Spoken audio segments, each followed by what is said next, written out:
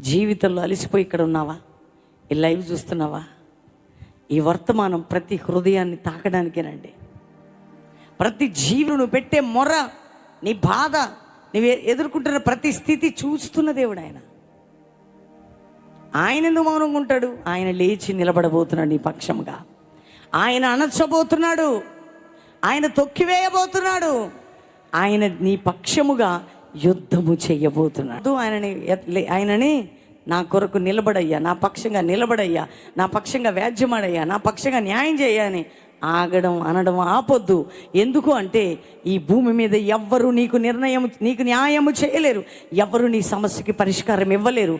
తాత్కాలికంగా ఇవ్వగలరేమో కానీ శాశ్వతమైన పరిష్కారం ఇవ్వగలిగిన వాడు దేవాది దేవుడు మాత్రమే. భయపడొద్దు. ఎందుకు భయపడుతున్నారు? అల్ప విశ్వాసులారని. తిట్టడం అయితే ఒక తిట్టాడు కానీ తొక్కడం అయితే తొక్కేశాడు. వాళ్ళ మీద లేచేదాన్నే.